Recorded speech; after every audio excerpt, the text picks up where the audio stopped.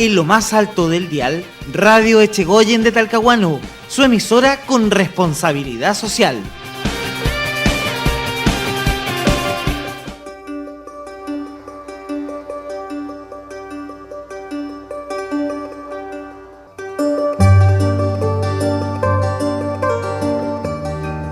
Hola, hola, ¿cómo están? Estamos nuevamente en el programa Tribuna Libre 107.3 y también nos puedes escuchar en www.radioechegoyen.cl, en la red de las radios que piensan. Nuevamente en el programa Tribuna Libre, esta vez con un programa súper especial, y vamos a hablar de la reforma tributaria, pero esta vez vamos a hacer un paréntesis, porque hoy día, jueves 21 de agosto, estamos en plena movilización por una educación, ¿cierto?, basada en el principio de educación pública, de calidad y sin lucro.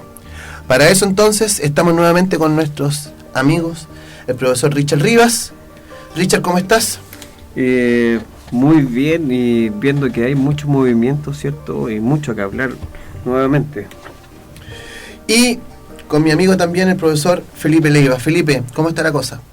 Muy bien, y aquí con mucho gusto de estar de nuevo compartiendo Tribuna Libre junto a usted. Bueno, hay que hacer como un raconto, y en un principio nosotros los primeros 2 capítulos habíamos hablado un poco sobre el diagnóstico de la situación chilena en educación.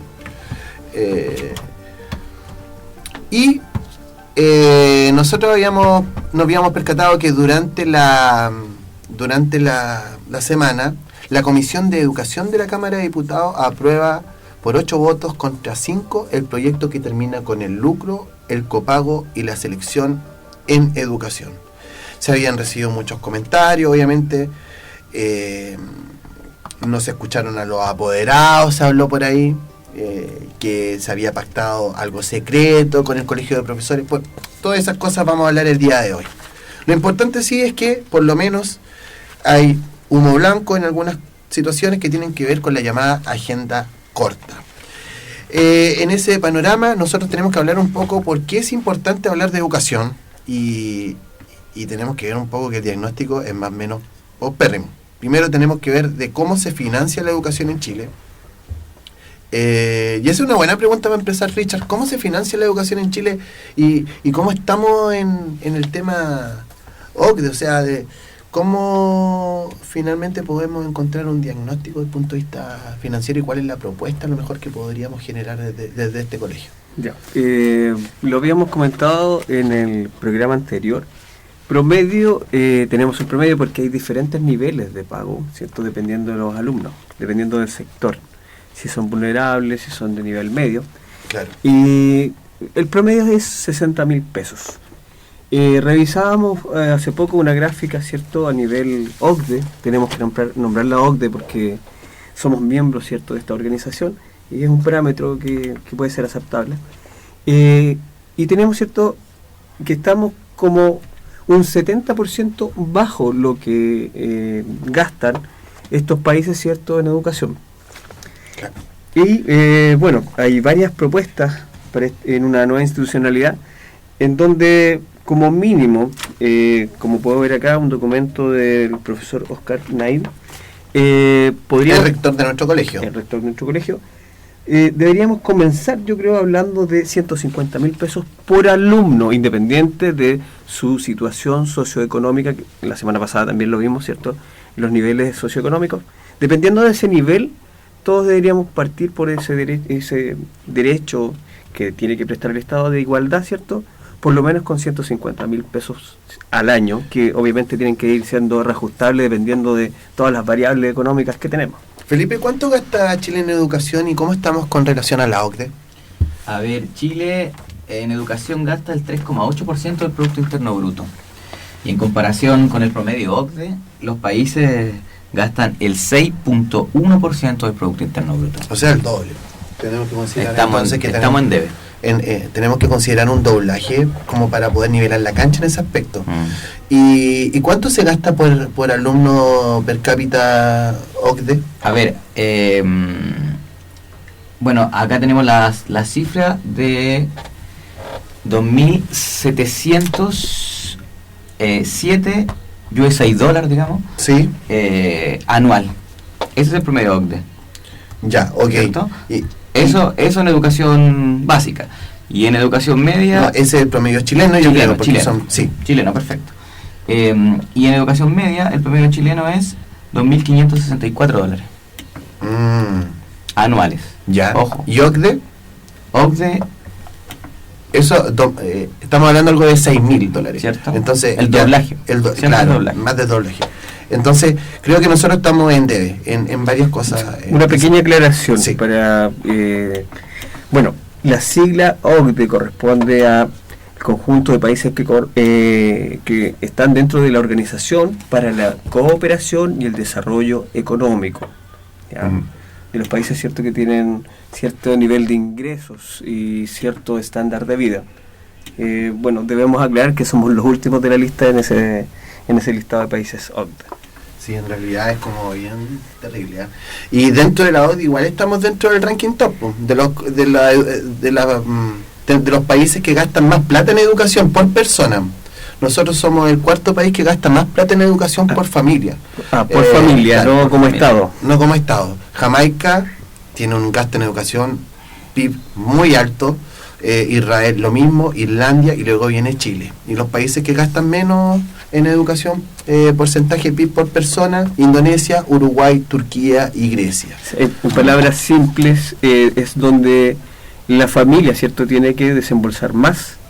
Es en nuestro país, cierto, y como lo comentaste en otros, pues somos los que pagamos más directo de la casa, del bolsillo, Claro, y no el Exacto. Estado. Exacto. igual es complicado.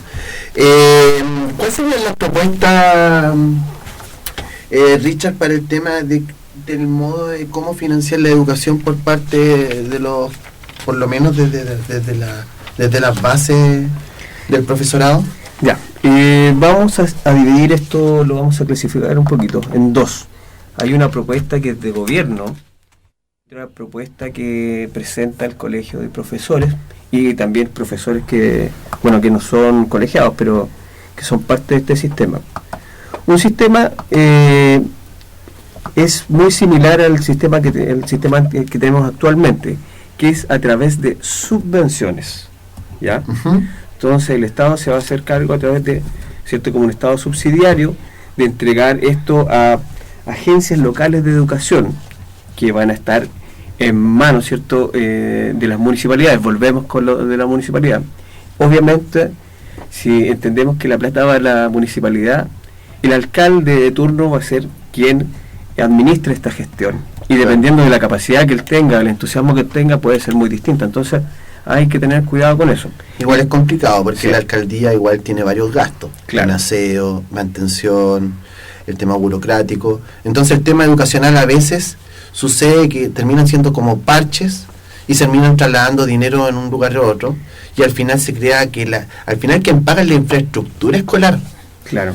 y eso es fundamental como para establecer un estándar desde el punto de vista de las calidades. ¿Algo más del financiamiento? Sí, bueno, está la propuesta, como comentaba, del Colegio de Profesores, que propone crear direcciones zonales de educación, coordinadas por servicios regionales y también comunales, donde muchos integrantes de la comunidad participen, organismos sociales, representantes del Mineduc, directores de colegios, apoderados, trabajadores, empresarios, la tercera edad.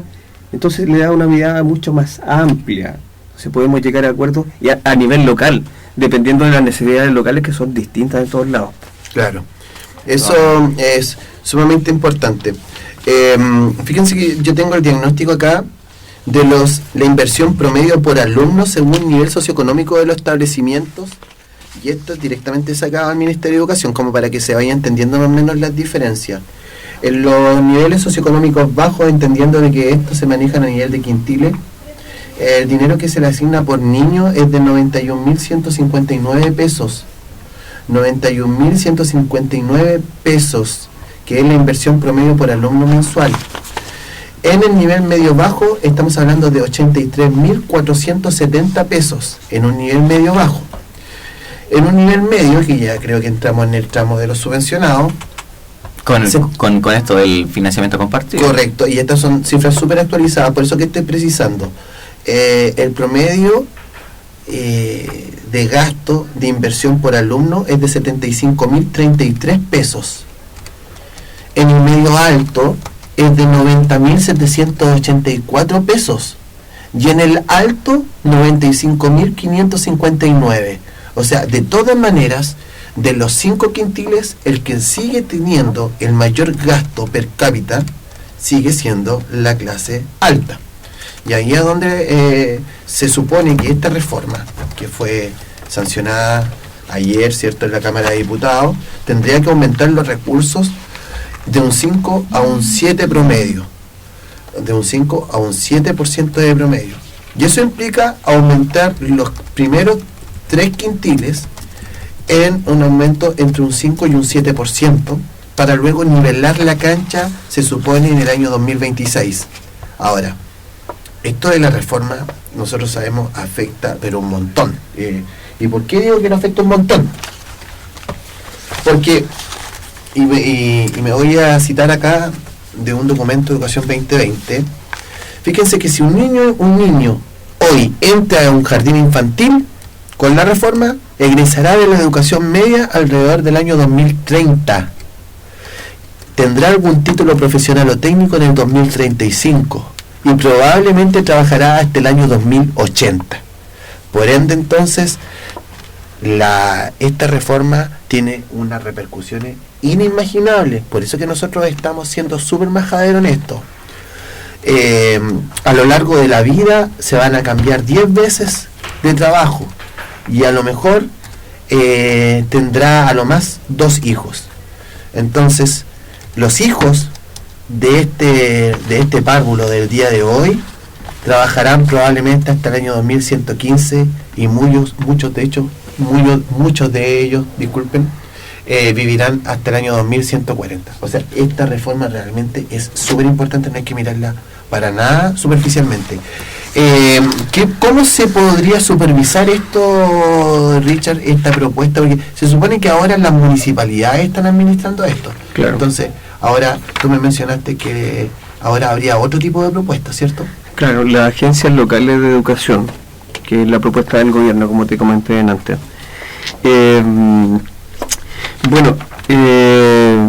Vamos a comentar varias cosas. Me voy a salir un poquito de lo que tú me estás hablando. Ya. Porque en lo particular hoy día me gustaría revisar algunas propuestas de los colegios particulares subvencionados que no han sido abordadas.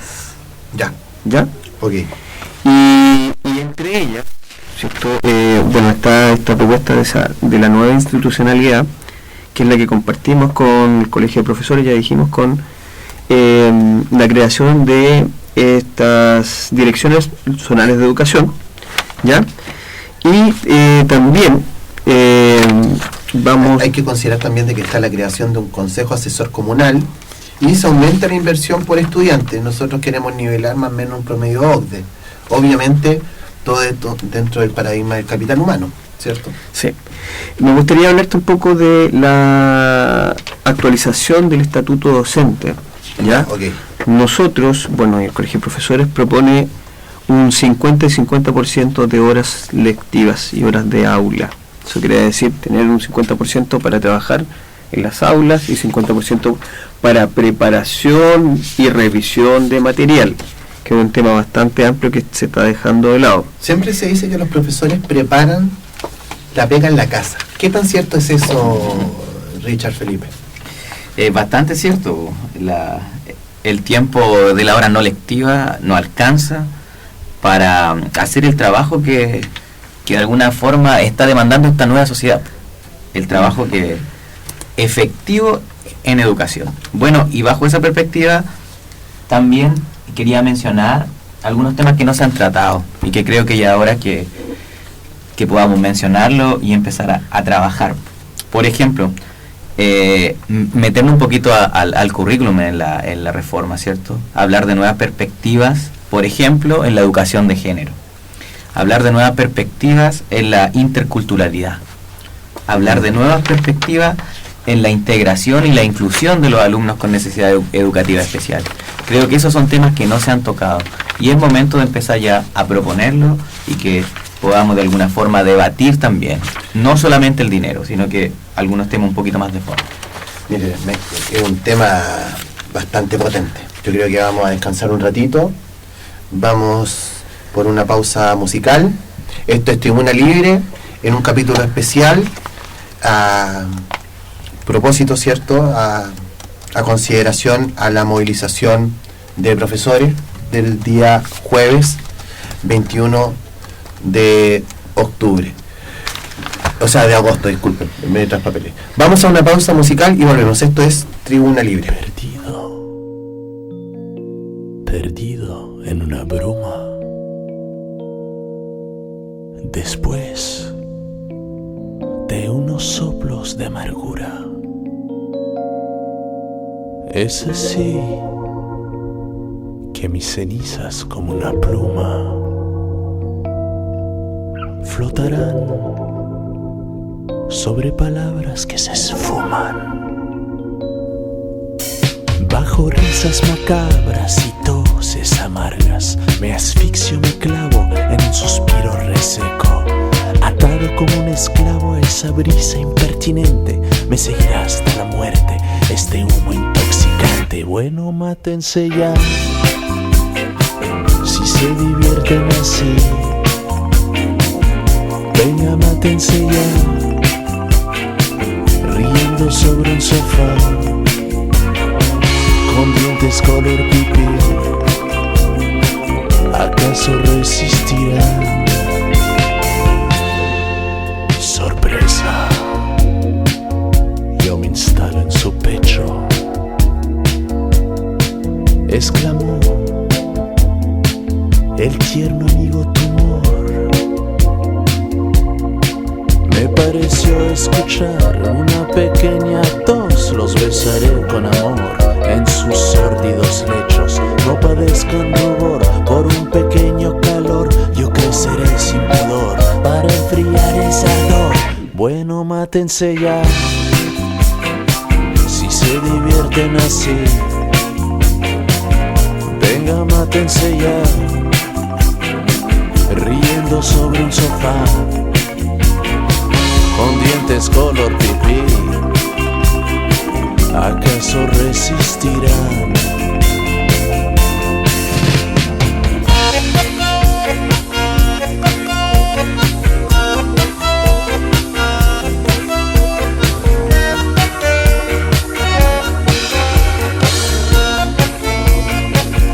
Bueno, mátense ya, si se divierten así. Venga, mátense ya, riendo sobre un sofá, con dientes color pipí. ¿Acaso resistirán? Ok, estamos de vuelta. Felipe, tú colocaste la cuchara en la sopa y hay que tomársela. Nuevas perspectivas en educación y el currículum visto desde una perspectiva crítica. Creo que hay que considerar, por lo menos en el tema de la educación de género y la educación intercultural. Bueno, en la educación de género hay que tener cuidado y hay que trabajar incluso hasta con el lenguaje, ¿cierto? Uh-huh. Hay que tener sumo cuidado ahí en no afectar a veces la susceptibilidad de estos grupos, de nuestros alumnos, digamos, claro, ¿cierto? Que están en proceso de formación. Con respecto a la interculturalidad, hay harto que trabajar ahí, hay bastante.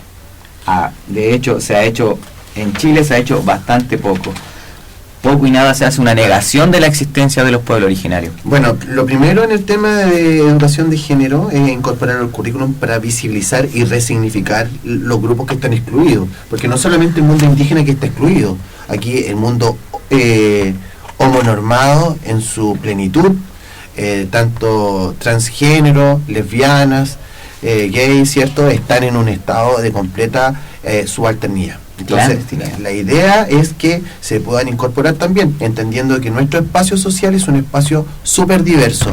Ahora, obviamente, aquí están de por sí algunos modelos, algunas visiones de colegio, algunos proyectos educativos institucionales, pero que lamentablemente no están respetando hasta la misma Constitución en el aspecto de la conformación del ser como persona.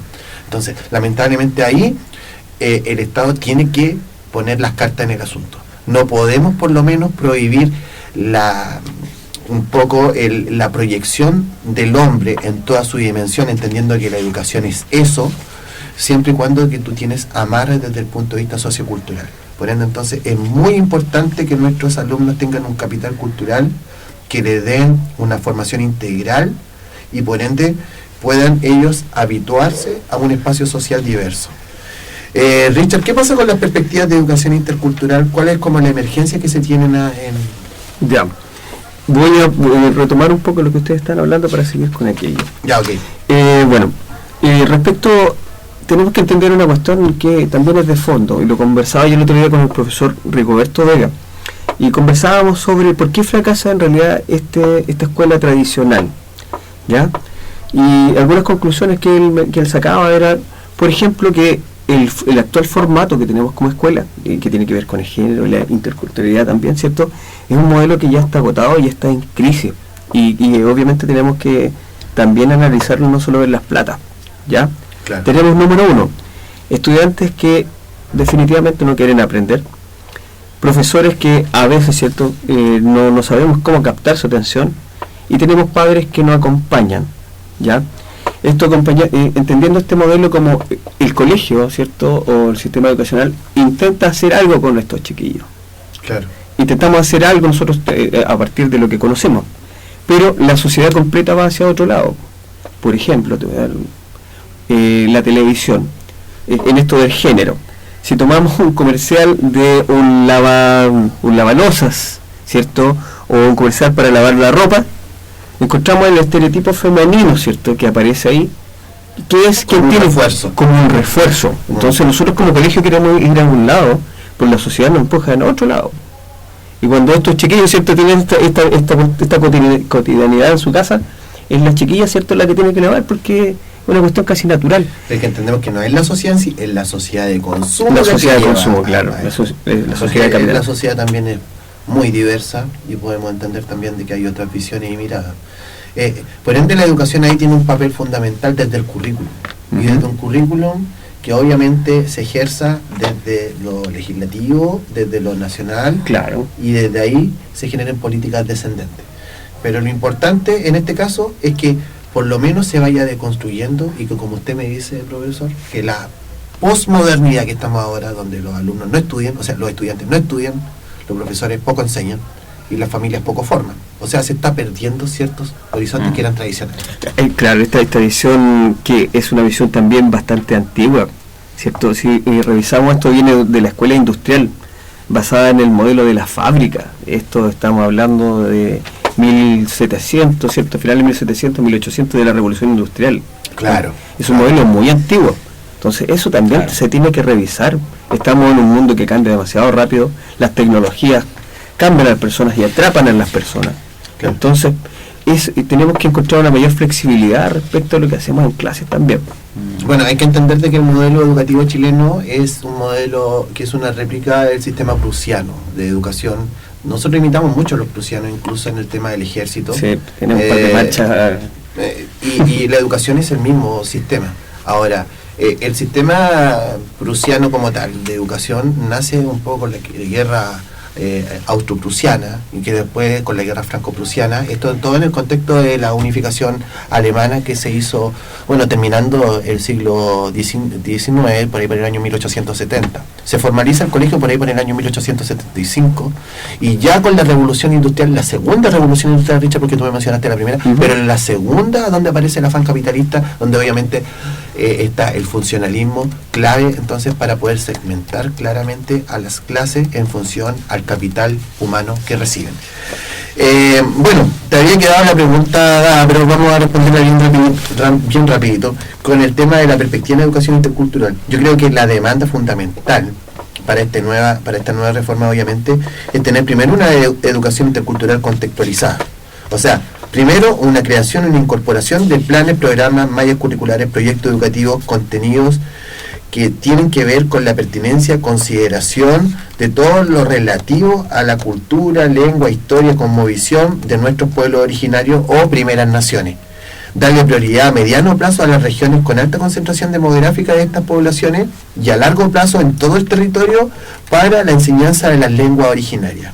O sea, nosotros proponemos a largo plazo la lengua oficial mapudungún desde Santiago al sur y Aymara quechua, dependiendo del contexto sociogeográfico del norte, y eso también de acuerdo siempre al convenio 169, que todo esto va hacia la consulta.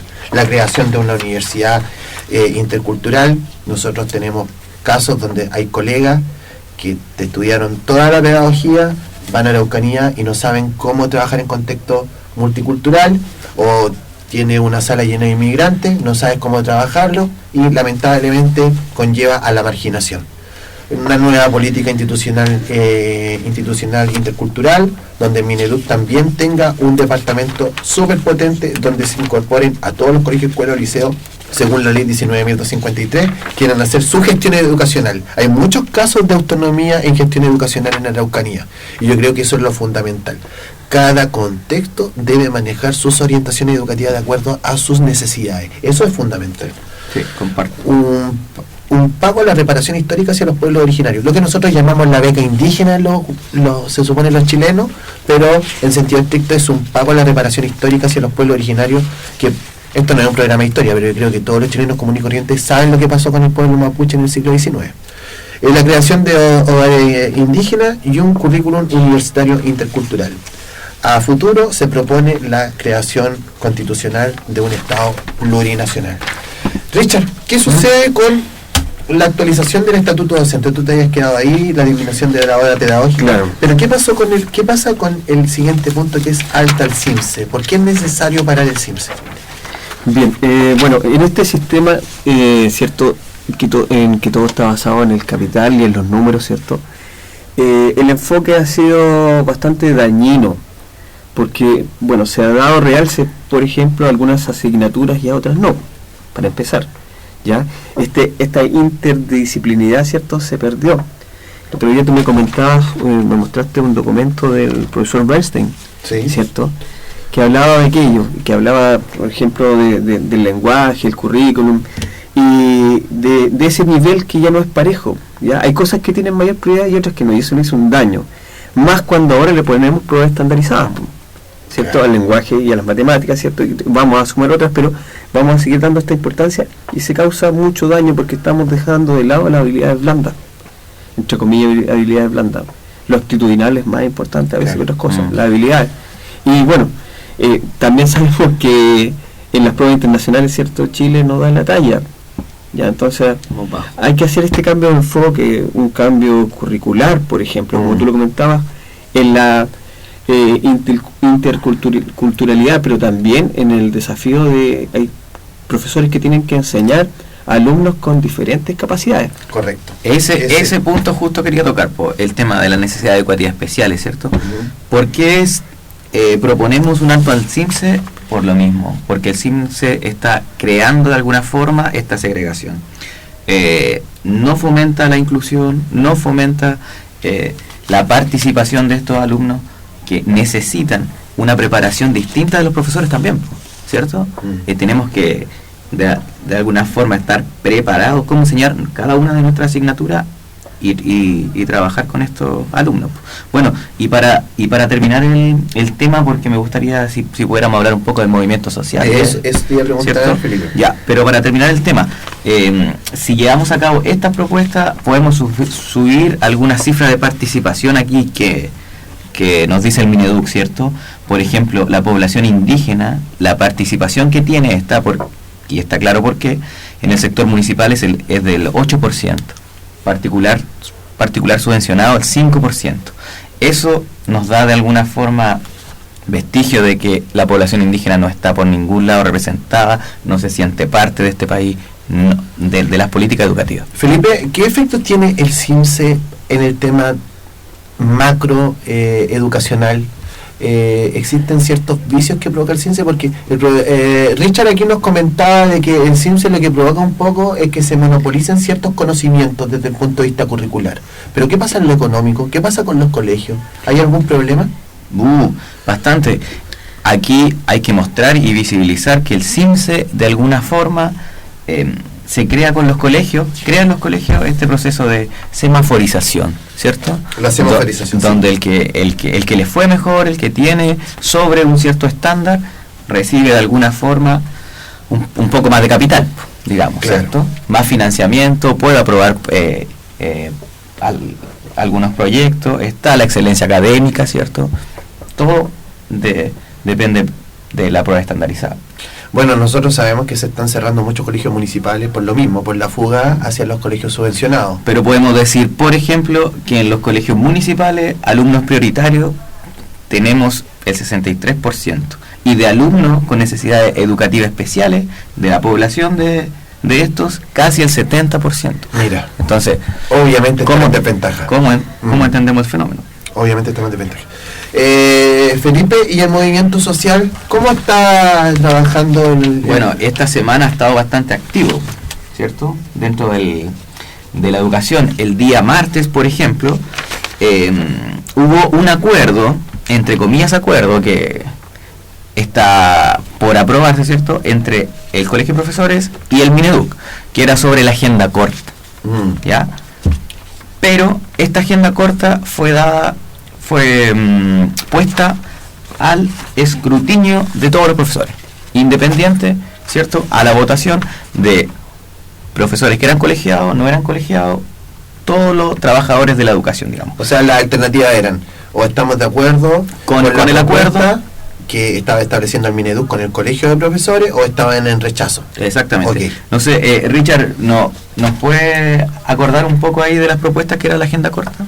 Bueno, la agenda corta establecía, por ejemplo, el retiro docente, el agobio laboral, ¿cierto?, las horas lectivas, no lectivas, la deuda histórica. ¿La deuda histórica estaba también? Sí, la disminución de... el aumento de la remuneración básica nacional. Total, y la titularidad de profesores a contrata. Exactamente. Ya, okay. Bueno, en ese contexto, el martes hubo una votación nacional, ¿cierto?, donde los resultados han estado, los cómputos, digamos, han estado bastante lentos, pero a las 16:12 horas, están así los resultados. Veamos. Opción apruebo, 14.584 votos, que representa el 44,36%. Opción rechazo, 18.289 votos, que representa el 55,64%. Total de votos escrutados, 32.873 profesores que participaron en este proceso. ¿Ganamos, dice el profesor Richard, parece? Bueno, la verdad es que lo primero es que si el profesorado está diciendo que rechaza, ¿cierto?, lo que entregaba el gobierno no era la panacea. Y aquí hay un punto muy importante. Nos adormecimos, ¿cierto?, como ocurrió con la CUT, ¿ya? Nos adormecimos pensando que este es solo un problema educacional. Por el contrario, amigos, esto es un problema de sociedad. Esto afecta, ¿cierto?, la vida total de la sociedad. Tenemos problemas con la FP, tenemos problemas con la ISAPRE, tenemos problemas en el sistema educativo. Entonces, la gente tiene que algo que decir y tiene que despertar. Así que me parece muy bien lo que estamos diciendo al profesor. Yo les propongo algo. ¿Qué pasa si los profesores entramos en un sistema de reparto, como lo hacen ahora en las Fuerzas Armadas, para una mejor jubilación? ¿Ah? Lo encuentro muy consecuente con la mirada que tiene el gobierno y esta propuesta casi utópica de la educación pública y de calidad para todos. Nosotros vamos a ser funcionarios. Claro. El tema es mirar siempre la educación pública como un destino final, como lo teleológico, porque fue en un proceso importante en nuestro país, y por qué no volver a recuperarlo. Es un proceso que estamos en eso, estamos en boga, y depende de todos, incluso el que nos está escuchando ahora en este programa Tribuna Libre. Alejandro, gracias, te lanzaste por todo. La próxima semana sí o sí va el tema de la reforma tributaria, por lo menos que sepa la gente que se viene con eso.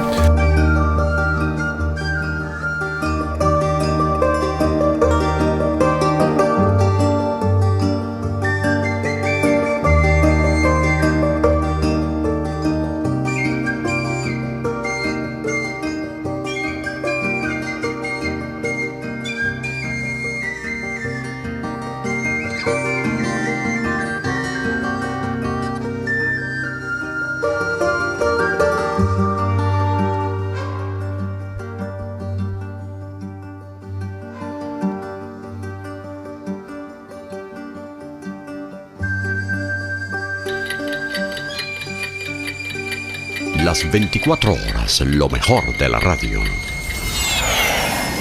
Radio Echegoyen. En lo más alto del dial escuchas Radio Echegoyen,